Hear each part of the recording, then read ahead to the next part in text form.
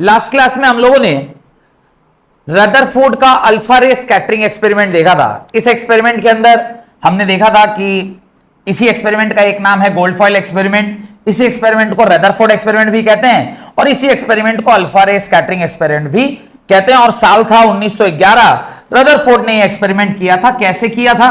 तो इस तरह का एक अरेंजमेंट था जहां पर हमने एक लेड का कंटेनर लिया जिसके अंदर रेडियम डाला। ये एक रेडियो एक्टिव एलिमेंट था जिससे अल्फा रेज रेडिएट होते थे। यहां पे आपने स्लिट लिया, स्लिट मतलब होता है स्मॉल गैप, जिससे आपने इसको क्रॉस कराया। ये गोल्ड का फॉयल था और उस गोल्ड के फॉयल से, जिसका जो विड्थ है वो 10⁻⁵ सेंटीमीटर था, एक स्क्रीन लिया आपने, जिस स्क्रीन के ऊपर आपने इस अल्फा पार्टिकल्स को गोल्ड फॉयल के ऊपर स्ट्राइक कराया तो कहीं कहीं पर इस तरह का चमक आपको दिखाई दिया क्योंकि आपने एक जिंक सल्फाइड का कोटिंग वहां पर डाल रखा था। और उसके बाद हमने उसका ऑब्जर्वेशन देखा। तो ऑब्जर्वेशन में हमने देखा कि ज्यादातर रेज जो है वो सीधे ही क्रॉस कर गए। जैसे जैसे रेज सेंटर के नजदीक आ रहे थे वैसे वैसे उनमें डिफ्लेक्शन बढ़ रहा था और कुछ ऐसे रेज थे जो 90 डिग्री से ज्यादा से रिफ्लेक्ट हुए जब वो सेंटर के बिल्कुल करीब आ गया। और 1 आउट ऑफ 20,000 ऐसा रे था वो जिस रास्ते में गया उसी रास्ते में वापस आ गया। यहां तक हमने लास्ट क्लास में देखा था, यहां तक आप लोग देख चुके हैं। अब हम लोग इससे आगे के कॉन्सेप्ट को देखते हैं। लिखिए, उस ऑब्जर्वेशन के बेसिस पर कुछ साइंटिस्ट ने क्या किया होगा? कंक्लूजन निकाला होगा। तो लिखिए, conclusion of Rutherford's experiment. Conclusion of Rutherford experiment. तो रदरफोर्ड के एक्सपेरिमेंट से कुछ कंक्लूजन निकाला गया। रदरफोर्ड के एक्सपेरिमेंट से कुछ कंक्लूजन निकाला गया। क्या कंक्लूजन निकाला गया? पॉइंट नंबर 1, पहला जो पॉइंट था कंक्लूजन का वो देखिए। Point number 1, first conclusion was, as most of the alpha particle passed through the atom, most of the alpha particle passed through the atom of gold foil undeflected. Most of the alpha particle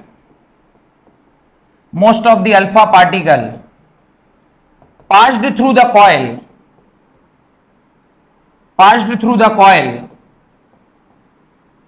undeflected, which means most of the space inside an atom is empty. inside the atom जो ज्यादातर space है वो कैसा है? खाली है, empty है। ये पहला कंक्लूजन था। क्यों? क्योंकि ज्यादातर रेस कैसे क्रॉस हो गए? ज्यादातर रेज जो है वो क्रॉस हो गए अनडेविएटेड, बिना डेविएशन के क्रॉस कर गए। इसीलिए इसमें क्या बोला गया? इसको बोला गया कि आपका जो स्पेस है वो ज्यादातर क्या है? खाली है। तभी ना कोई टकराया नहीं और सीधा चला गया, तो ज्यादातर स्पेस खाली है। Next, the electrons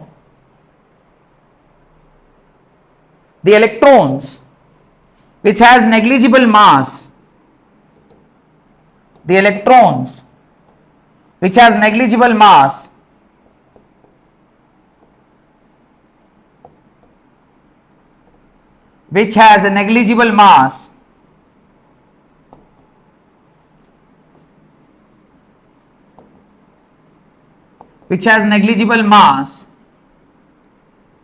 the electrons which has negligible mass is present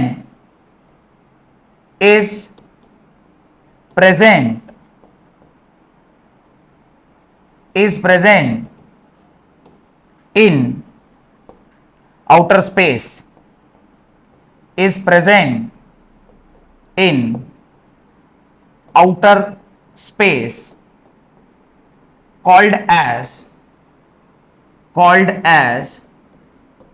extra nuclear space। क्या बोला गया उसको बोला गया न्यूक्लियस के बाहर के स्पेस को क्या बोला गया? एक्स्ट्रा न्यूक्लियर स्पेस बोला गया। तो बोले बाहर क्या है? तो बाहर कौन स्थित है? बाहर इलेक्ट्रॉन स्थित है जिसका मास जो है वो क्या है? नेग्लिजिबल है। ये हमें कैसे पता चला उसका मास नेग्लिजिबल है? मास नेग्लिजिबल होने का जो कॉन्सेप्ट है, तो हमने देखा था लास्ट क्लास में, मास नेग्लिजिबल किसे कहा? मास नेग्लिजिबल कहा क्योंकि मास ऑफ इलेक्ट्रॉन जो था वो कितना था? 9.1 इंटू 10⁻31 केजी के बराबर, और मास ऑफ प्रोटॉन जो है वो कितना है? That is 1.67 into 10⁻27 KG. तो हमने लिखा था कि जो मास ऑफ प्रोटॉन है, वो 1837 टाइम्स द मास ऑफ क्या है? इलेक्ट्रॉन। ये हमने पढ़ा था लास्ट क्लास में। इसका मतलब जो इलेक्ट्रॉन का मास है वो क्या है? नेग्लिजिबल है। आप कह सकते हैं मास ऑफ इलेक्ट्रॉन इज बहुत बहुत बहुत बहुत बहुत छोटा then mass of proton. Mass of proton, ये आप कह सकते हैं। दिस इज, तो मास ऑफ इलेक्ट्रॉन जो है वो काफी ज्यादा छोटा है मास ऑफ प्रोटॉन से। आगे लिखिए point number 3, a very few alpha particle suffered, a very few few alpha particles suffered, ये कितना नंबर पॉइंट है? 3। few alpha particles suffered smaller deflection,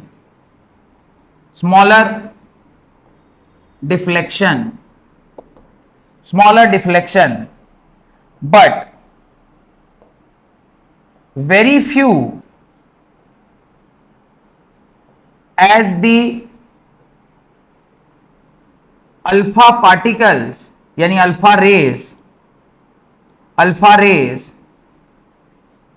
were approaching center, alpha rays were approaching center of the atom, the deflection increases.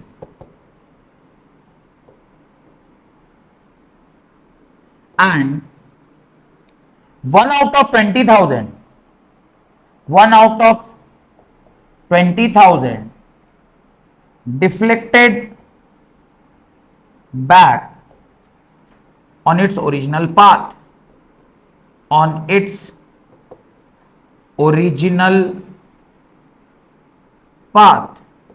अपने ही रास्ते पर क्या हो गया? Bounce back कर गया।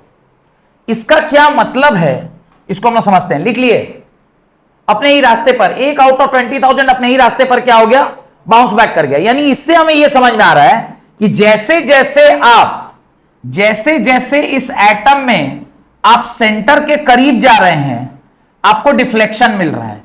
ज्यादातर रेस कैसे चली गई? अनडेविएटेड चली गई। ज्यादातर रेस अनडेविएटेड चले गई, पर जैसे जैसे आप सेंटर के पास जा रहे थे, आपके रेस में डिफ्लेक्शन देखने को मिला। क्या देखने को मिला? डिफ्लेक्शन देखने को मिला। और कुछ जो है वो अपने ही रास्ते पर क्या हो गई? बाउंस बैक हो गई। कुछ जो है वो अपने ही रास्ते पर बाउंस बैक हो गई। इसका क्या मतलब है? क्योंकि ये भी क्या है? पॉजिटिवली चार्ज्ड है। कौन? रेस जो है वो कैसी हैं? पॉजिटिवली चार्ज्ड हैं। और सेंटर के करीब जैसे जैसे वो जा रहा है, तो उसमें भी डिफ्लेक्शन देखने को मिल रहा है। यानी सेंटर भी कैसा होगा? Positively charge. तो आप ऐसा कह सकते हैं कि, नेक्स्ट पॉइंट, थर्ड और फोर्थ, क्या बोला? Fourth. Next point, the centre of the atom is possessing positive charge which is concentrated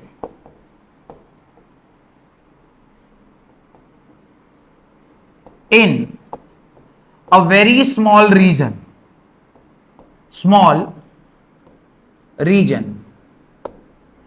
called as, इसी को उसने क्या नाम दिया?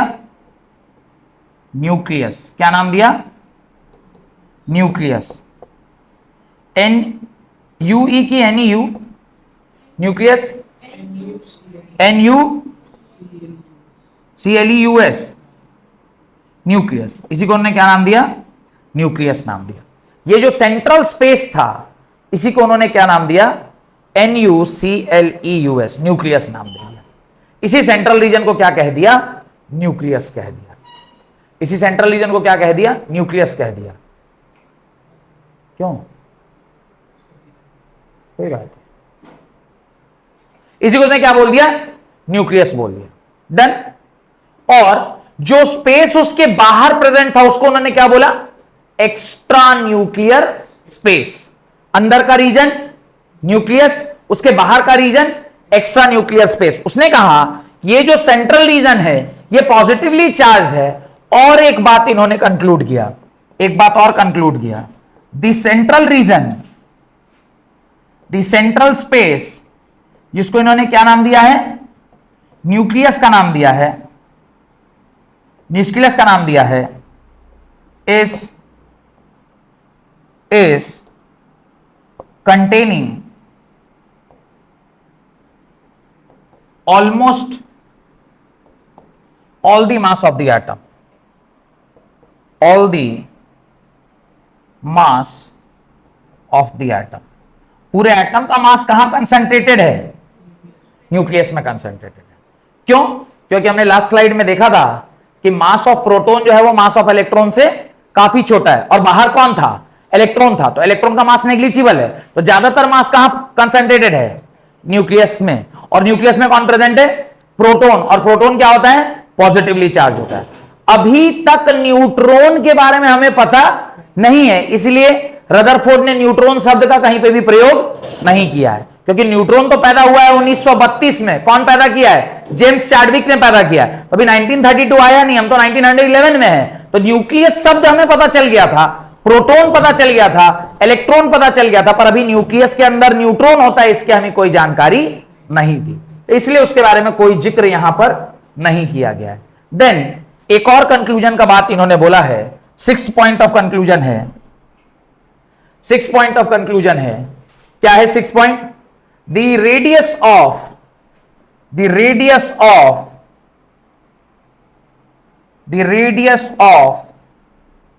atom was of the order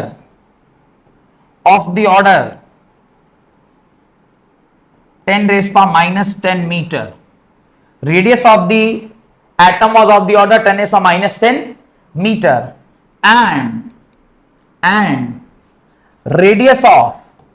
and radius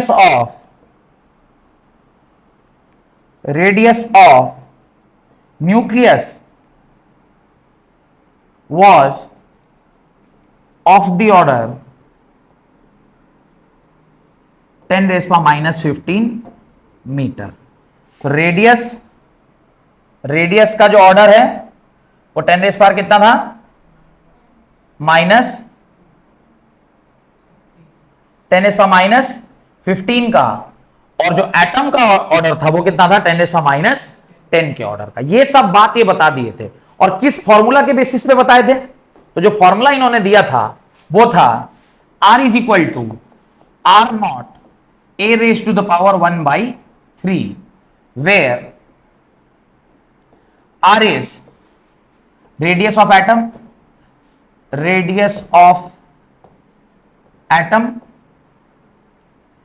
R naught is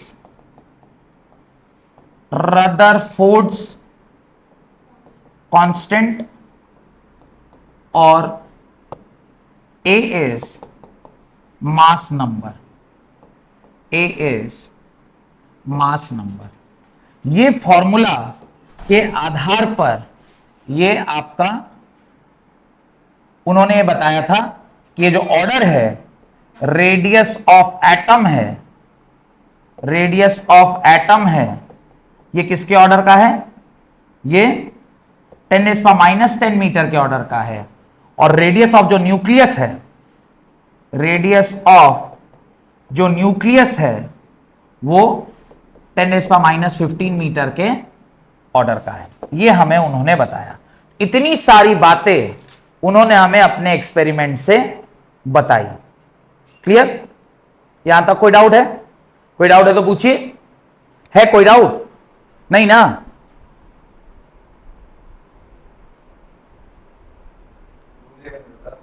हो गया?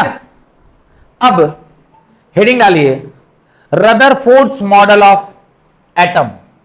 Next, Rutherford's model of atom. Rutherford's model of atom. Rutherford's model of atom. अब Rutherford ने अपने मॉडल के अनुसार, मॉडल मतलब उन्होंने कहा कि बाहर में बाहर कौन है? इलेक्ट्रॉन है। अंदर अंदर में कौन रहेगा? न्यूक्लियस रहेगा। उसके हिसाब से इन्होंने एक मॉडल बनाया, जो मॉडल बहुत दिन तक चला, काफी दिन तक चला। कैसा मॉडल था? इन्होंने अपने मॉडल में कहा कि मेरा जो एटम है वो कुछ ऐसा है देखने में, उसके सेंटर में क्या है? उसके सेंटर में न्यूक्लियस है। और क्या कंपैरिजन दिए हैं उसको भी थोड़ा समझना चाहिए। ये जो सेंट्रल है, सेंट्रल रीजन, इसको क्या बोला? Extra nuclear space. इसको क्या बोला? एक्स्ट्रा न्यूक्लियर स्पेस बोला। और ये जो सेंट्रल रीजन है इसको क्या बोला? न्यूक्लियस बोला। This is called as nucleus. इस न्यूक्लियस में कहीं कहीं पर कौन प्रेजेंट थे? इलेक्ट्रॉन्स प्रेजेंट थे। कहीं कहीं पर कौन प्रेजेंट थे? इलेक्ट्रॉन्स प्रेजेंट थे। ये क्या है? इलेक्ट्रॉन है। इसका कंपैरिजन जो उन्होंने दिया है वो बड़ा इंटरेस्टिंग कंपैरिजन है, और जो होना भी चाहिए। हम लोग बनाते वक्त तो वैसा नहीं बना सकते। इन्होंने कहा कि अगर आप एटम को क्या मानिए? पूरा क्रिकेट का प्लेग्राउंड, क्रिकेट का क्या मानिए? प्लेग्राउंड मानिए, जिसमें वो क्रिकेट आजकल हो रहा है ना, आईपीएल क्रिकेट होता है ना अभी आजकल। प्लेग्राउंड मानिए। तो जो आपका पिच है, उस पिच पर जो गेंद रखा हुआ है, प्लेग्राउंड में जो पिच है, उस पिच पर जो गेंद अगर आप रख दीजिएगा तो वो गेंद इतना बड़ा न्यूक्लियस है। उस पूरे मैदान में जितना बड़ा गेंद है, बॉल, उतना बड़ा न्यूक्लियस है। और पूरा का पूरा जो आपका प्लेग्राउंड है वो क्या है? एटम है। तो आप समझ सकते हैं कि एटम के रेस्पेक्ट में न्यूक्लियस कितना छोटा है। एक बॉल से कंपैरिजन किया जा रहा है एक प्लेग्राउंड का, कि एक स्टेडियम में एक पिच के ऊपर अगर एक छोटा सा बॉल आप रख देते हैं तो बॉल क्या है? न्यूक्लियस है। और उसके चारों तरफ जो प्लेग्राउंड है वो क्या है?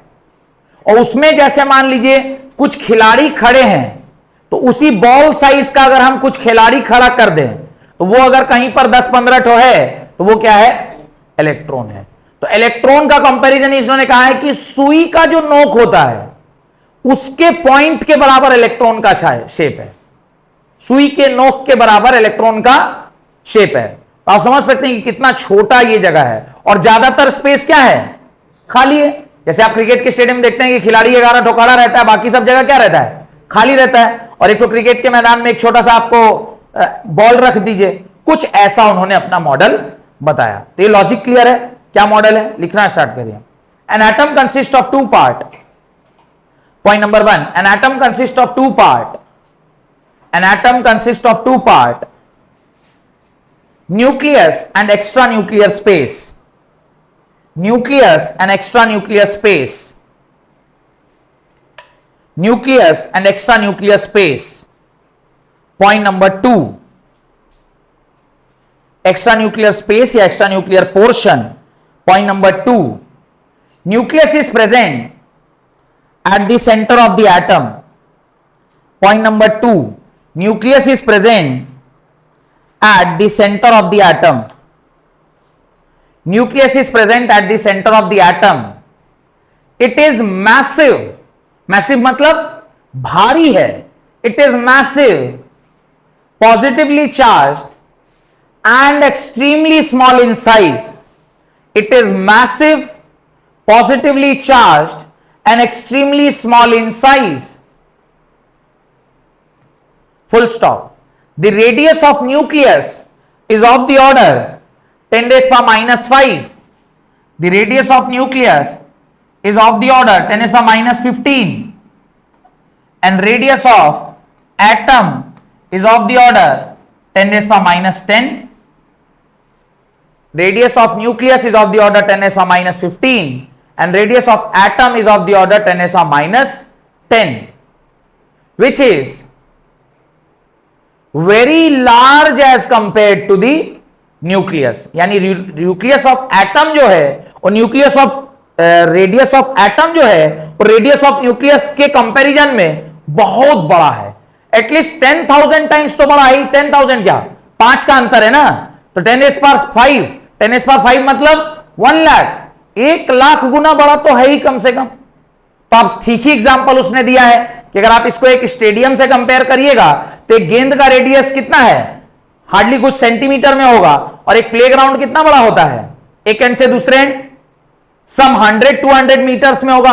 100 से तो 100-120 मीटर होता होगा, 120 मीटर मतलब कम से कम उसका आधा 60 मीटर। 60 मीटर को अगर आप सेंटीमीटर में बदलिएगा तो एग्जैक्टली हमको लगता है 1 लाख गुने का डिफरेंस आना चाहिए। Next, the positively charge nucleus compared to the radius of atom, जो रेडियस ऑफ न्यूक्लियस है वो बहुत छोटा है as compare to the radius of atom. Next लिखिए, the positive charge of the nucleus is due to proton. ये जो positively charge nucleus है ये किसकी वजह से है, प्रोटॉन की वजह से है। The positively charge nucleus, positively charge nucleus जो है ये किसकी वजह से है, प्रोटॉन की वजह से। और उस टाइम पे सिर्फ प्रोटॉन ही हमें पता था, इसलिए हम लोग क्या बोल रहे हैं, प्रोटॉन। जबकि मास में तो मास ऑफ प्रोटॉन भी आएगा और मास ऑफ न्यूट्रॉन भी आएगा। न्यूक्लियस के अंदर तो दोनों है, लेकिन न्यूट्रॉन तब तक पैदा हुआ नहीं था, इसलिए न्यूट्रॉन का यहां पर कोई जिक्र नहीं किया गया है। Next, extra nuclear portion comprising of या consist of proton.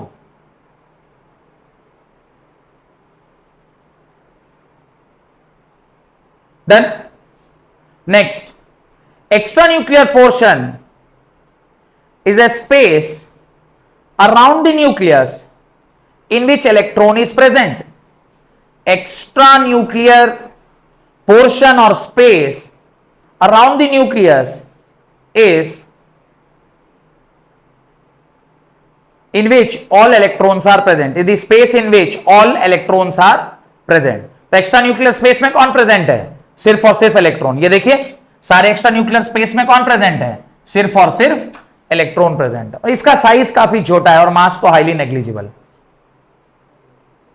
Total positive charge, हाँ next point, total positive charge and the magnitude of negative charge are equal.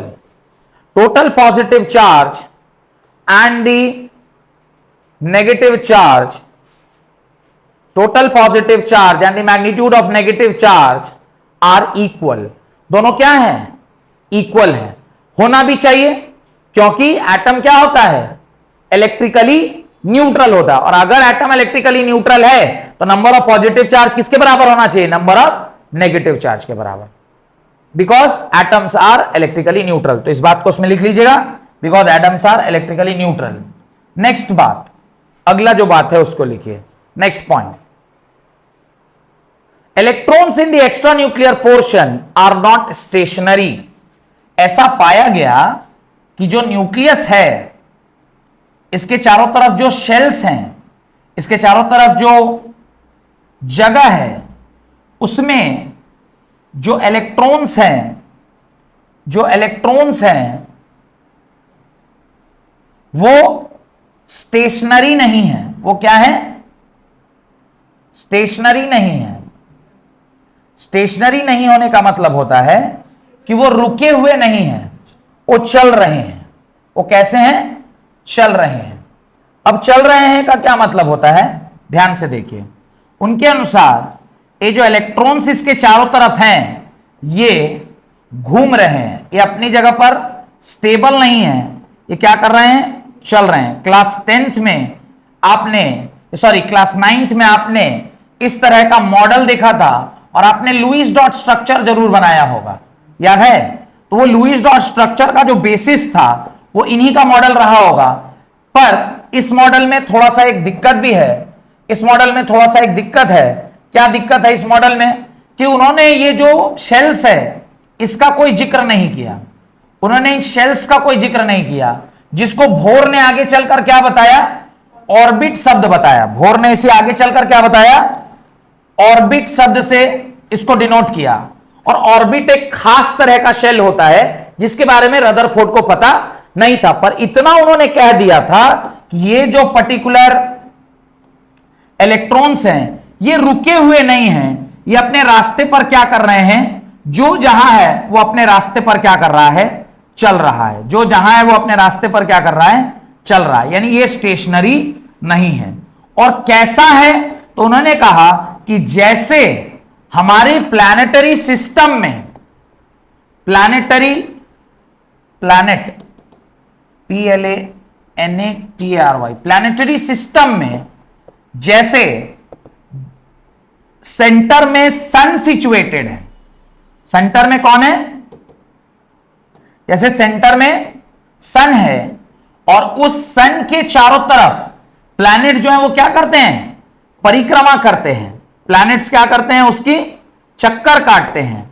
ठीक उसी प्रकार से एटम के सेंटर में न्यूक्लियस है और इलेक्ट्रॉन्स उसके चारों तरफ क्या कर रहे हैं? रिवॉल्व कर रहे हैं। और इसीलिए इस मॉडल का नाम क्या दिया गया? Solar system model. क्या नाम दिया गया? सोलर सिस्टम मॉडल या प्लैनेटरी मॉडल। क्या नाम दिया गया?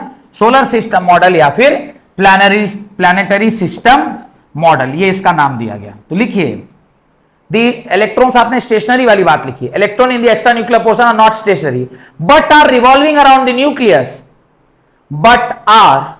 revolving around the nucleus at a very high speed, at a very high speed, at a very high speed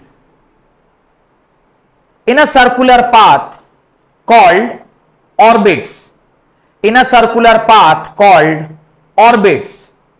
तो उन्होंने इस ऑर्बिट शब्द यूज कर लिया था, पर इस ऑर्बिट की खास बात एक होती है उसके बारे में नहीं बताया था, बस कह दिया था कि ऑर्बिट में घूम रहे हैं। Done.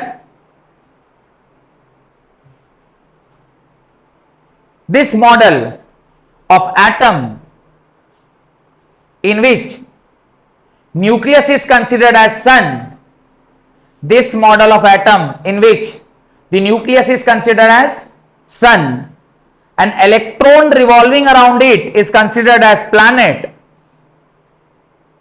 the nucleus is considered as sun and the electron revolving around the planet and the electron revolving around the nucleus is considered as planet and the electron revolving around the nucleus is considered as planet is known as solar system model or planetary system model, solar system model and or planetary system model। उसी को हम लोग क्या कहते हैं? Solar system model या फिर planetary system model. इसी को हम लोग सोलर सिस्टम मॉडल या फिर प्लैनेटरी सिस्टम मॉडल कहते हैं। यहां तक कोई दिक्कत? यहां तक कोई दिक्कत है तो बताइए।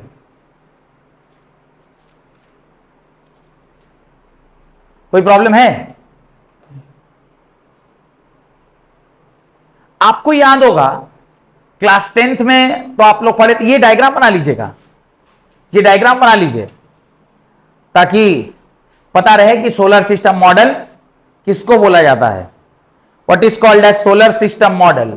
सोलर सिस्टम मॉडल किसको बोलते हैं and why it is called as solar system model? उसका कॉमन लॉजिक है कि आपने न्यूक्लियस को सन माना है और सन स्टेशनरी था, ऐसे ही आपने इसको भी क्या कर दिया? स्टेशनरी कर दिया।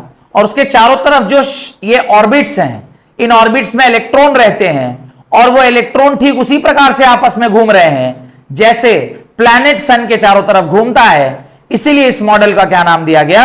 सोलर सिस्टम मॉडल या प्लैनेटरी सिस्टम मॉडल। इसलिए इसका नाम दिया गया सोलर सिस्टम मॉडल या फिर प्लैनेटरी सिस्टम मॉडल, जिसमें इलेक्ट्रॉन्स न्यूक्लियस के चारों तरफ एक ऑर्बिट में क्या करते हैं, घूमते रहते हैं। लेकिन ये जो इलेक्ट्रॉन इसके चारों तरफ घूम रहे थे, ये मॉडल आगे चलकर क्या हो गया, खारिज हो गया। क्यों खारिज हुआ, क्या क्या बातें हुई, ये हम लोग ड्रॉबैक्स ऑफ दिस मॉडल में पढ़ेंगे।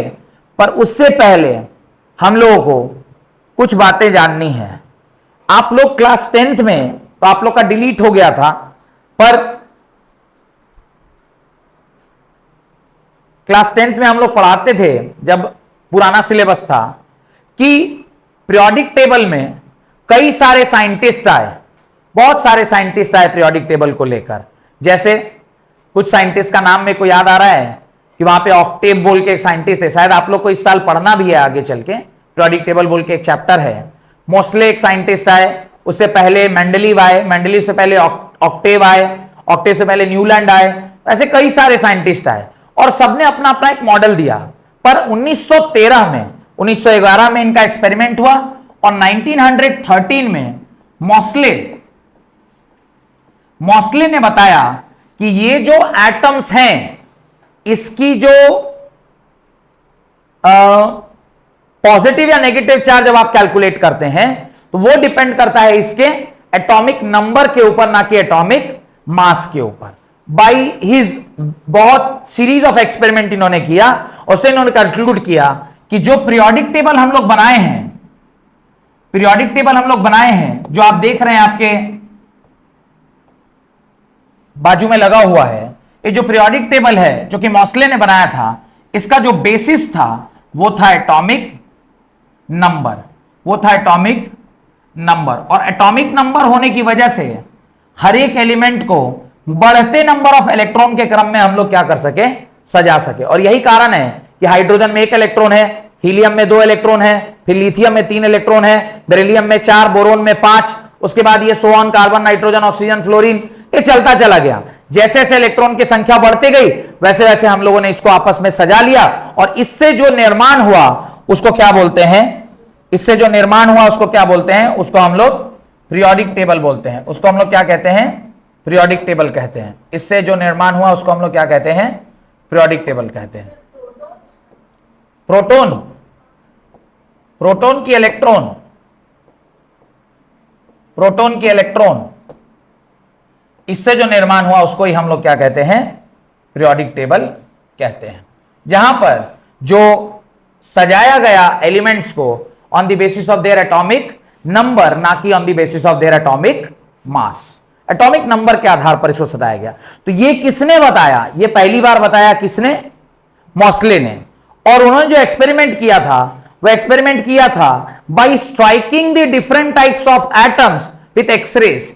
एक्सरे से उन्होंने इसको स्ट्राइक कराया और स्ट्राइक करा के इस तरह से एटॉमिक नंबर का कैलकुलेशन हुआ।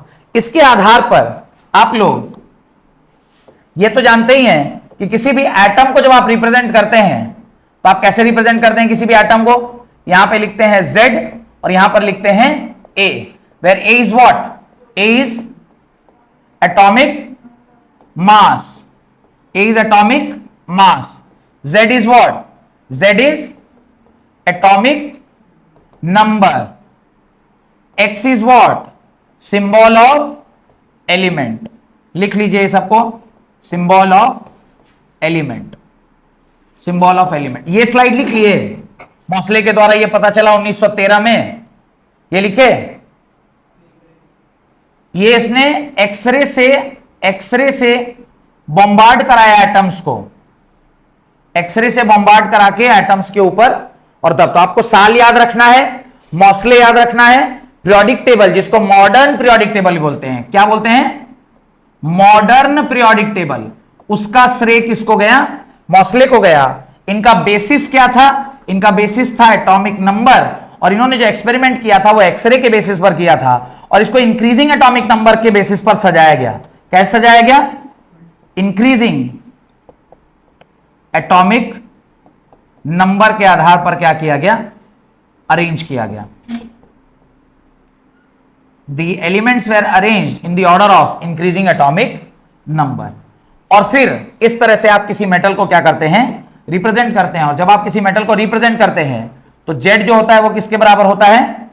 नंबर ऑफ प्रोटॉन के बराबर। उसके नीचे एक लाइन लिखिए, for a neutral atom, for a neutral atom आप कह सकते हैं कि Z जो है वो किसके बराबर होगा? नंबर ऑफ इलेक्ट्रॉन के बराबर। एज सच होता नहीं है, पर न्यूट्रल एटम के लिए आप कह सकते हैं कि ये किसके बराबर होता है? नंबर ऑफ इलेक्ट्रॉन के बराबर। ए जो होता है इसको क्या कहते हैं? This is atomic mass which is equal to number of proton plus number of neutron. पर न्यूट्रॉन की अभी उत्पत्ति हुई नहीं है, पर फिर भी हमने न्यूट्रॉन की संख्या लिख ली। नंबर ऑफ प्रोटॉन की जगह पर जेड लिख दिया। ये क्या है? Number of neutron. तो यहां से एन का क्या वैल्यू आया? ए माइनस जेड के बराबर आया। एन की क्या वैल्यू आ गई? ए। यानी नंबर ऑफ न्यूट्रॉन जो होता है वो क्या होता है? Mass number minus atomic number, या atomic mass minus atomic number. Clear? कोई डाउट है तो आगे बढ़े? कोई दिक्कत?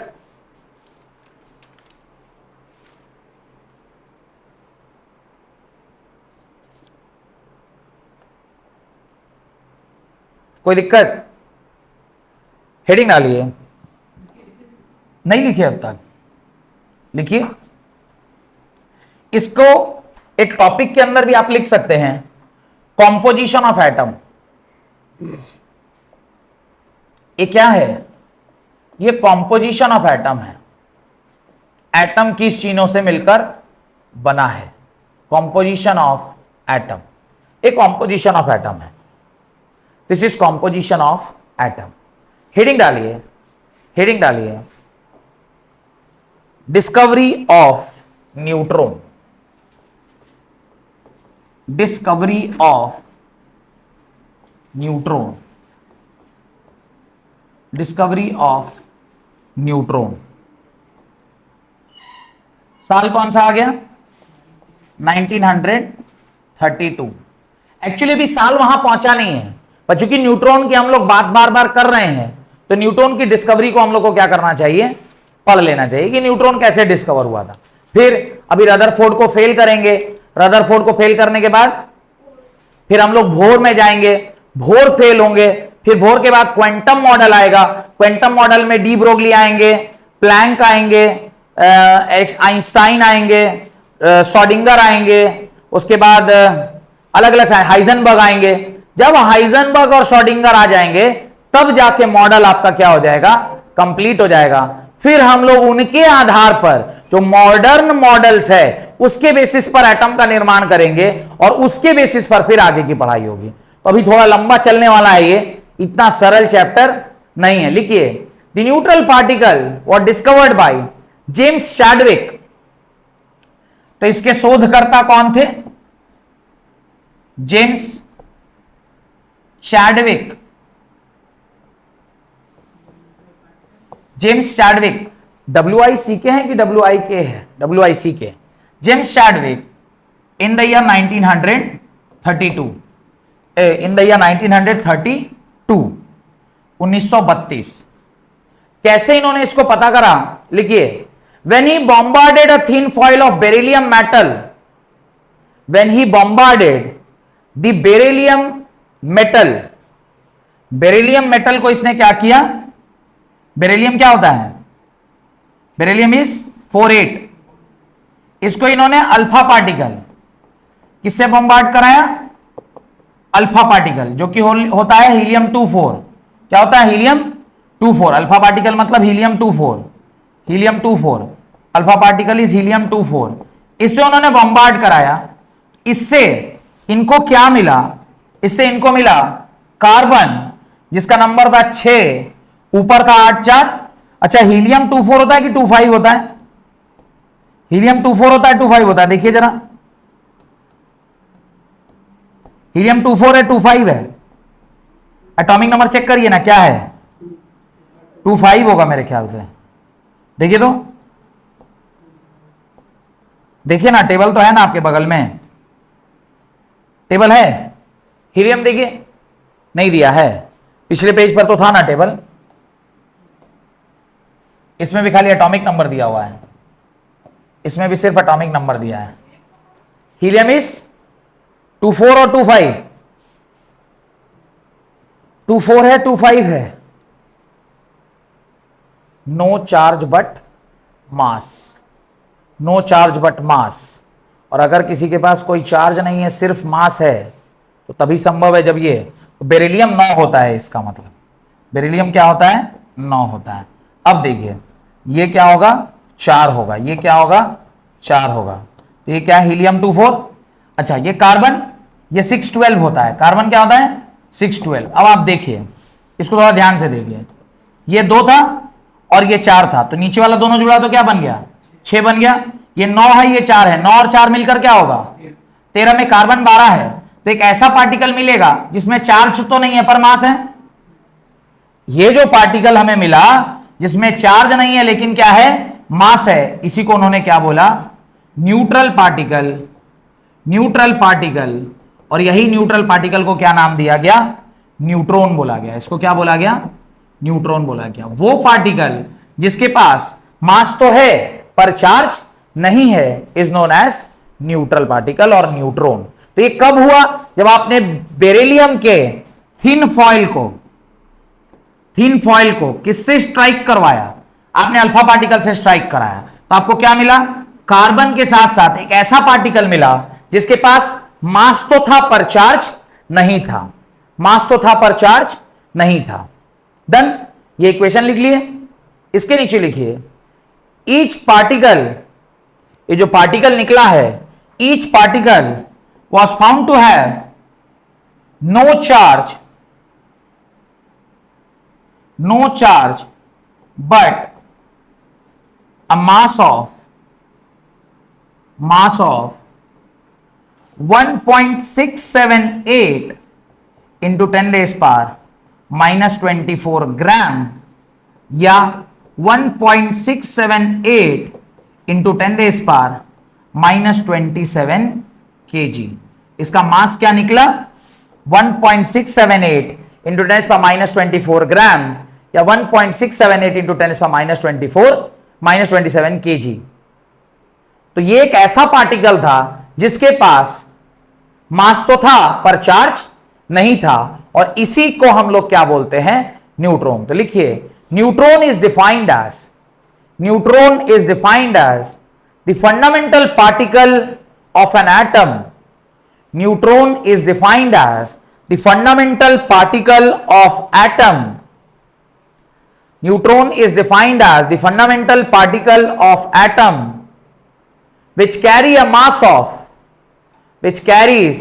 mass of 1.67 into 10 raised power minus 24 gram or 1.678 into 10 raised power minus 27 kg।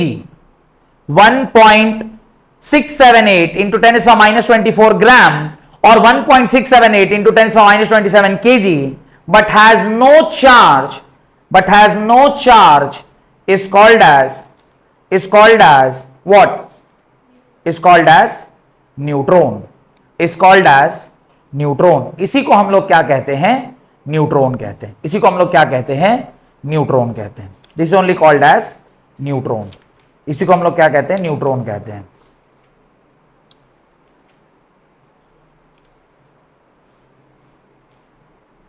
अब यह मॉडल रदरफोर्ड का बहुत दिन तक चलता रहा, पर आप जानते हैं जब कोई भी आप काम करते हैं, खास करके साइंटिस्ट जब कोई चीज को लेकर आता है तो पूरे लोग लग जाते हैं कि उसमें अगर कुछ गड़बड़ी है तो उसको मैं ढूंढूं और ढूंढ के निकालूं ताकि उससे बेटर मॉडल मैं अपने नाम का दे सकूं।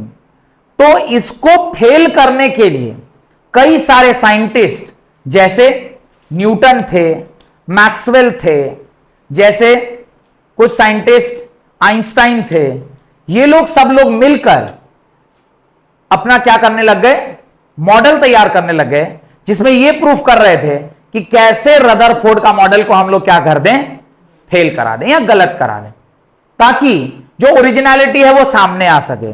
पर ऐसा करने में इन लोग को लगभग 10-12 साल का समय लग गया। उस 10-12 साल का जो समय लगा है उसको फिर हम लोग को क्या करना है, पढ़ना है, क्योंकि भोर जो आए हैं, भोर का जो आगमन हुआ है वो हुआ है मेरे ख्याल से 1913 में इन्होंने अपना मॉडल तैयार करना स्टार्ट कर दिया था, पर 1919 में आके इनका मॉडल एग्जिस्टेंस में आया। तो 1911 और 1919 इनका मॉडल एग्जिस्टेंस में आया 1919 में। तो 1911 से 1919 के बीच में 8 साल का अंतर है। उस 8-9 साल में ये जो अलग अलग साइंटिस्ट थे उनके मदद से भोर ने क्या किया, रदरफोर्ड के मॉडल को डिस्कार्ड किया। तो भोर ने मॉडल डिस्कार्ड किया, पर अपने अकेले के थ्योरी से नहीं।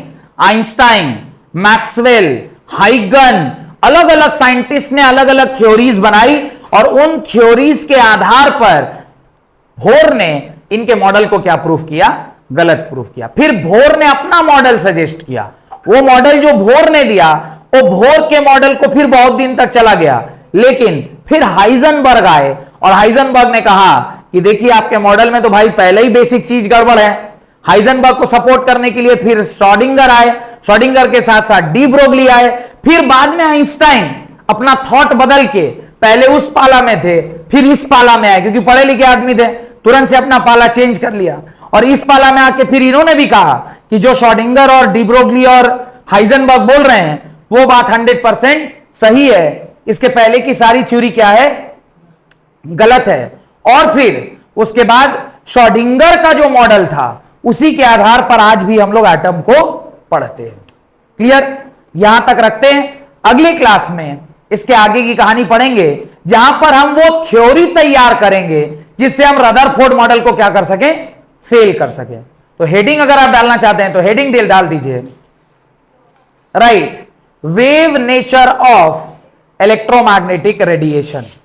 हेडिंग डाल लीजिए, wave nature of electromagnetic radiation. 3 scientist का नाम याद रखिएगा इसके अंदर, Newton, Michael Clarke and James Clerk Maxwell, and तीसरे हैं हाइगन।